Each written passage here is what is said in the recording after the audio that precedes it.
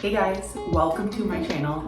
Today I'm going to be talking about sourdough tips and tricks that I have learned over my process of learning how to make sourdough myself. So the first tip I am going to give you guys is probably the most important one, and that is that there is no right way of making sourdough. So you'll find tons of recipes online saying that this is the best sourdough recipe and they highly recommend using this equipment to make this type of loaf, and that might be true and that might work great for them, but I have come to realize that there is no one recipe that works for everyone, and that is because of many different factors, including temperature of your house, how old your starter is, what type of flour you're using, how much water you're using, the temperature of the water. So it's really important to kind of make those adjustments yourself and see what works best for you. So the next tip I'm going to give you guys is to stick with one recipe.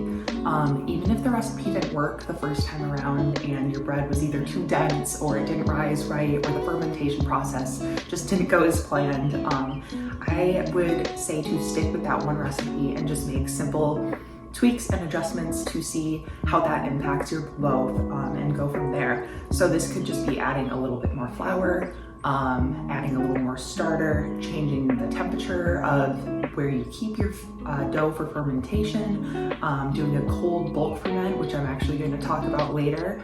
And all these little tweaks within the recipe can make a huge impact on how your loaf turns out. So instead of starting with a new recipe, I would try making those small tweaks to begin. So the next thing I'm going to talk about is that cold bulk fermentation. And what this is you're sticking your dough in the fridge or outside if it's cold, and you're letting that dough slowly ferment in the fridge.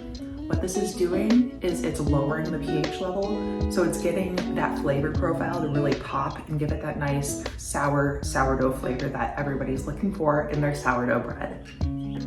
I recommend doing this process for at least 12 hours and really letting that dough ferment and get that wonderful flavor.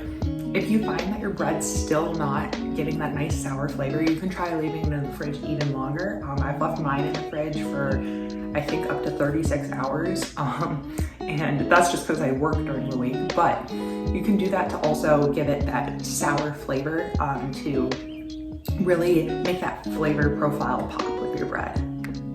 Another tip I wish that someone would have told me before I began this sourdough journey is I wish someone would have explained autolyse to me, and I think I'm saying that right, autolyse.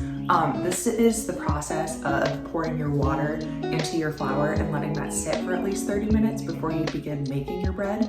And what this is going to do is it's actually going to hydrate your flour and give it that gluten, so your bread will have that nice structure. And developing that gluten early is really crucial because having that gluten throughout the process is just going to build and build and build on itself, and that's exactly what you want to get that nice fluffy airy sourdough loaf. The last tip I'm going to give you guys is that it is important to adjust with the changes within the weather when you're doing your fermentation and your baking.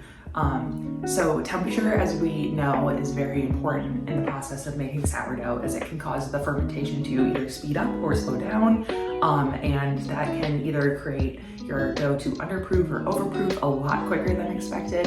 And time of year actually plays a really big role in that too, with the difference in temperature and humidity.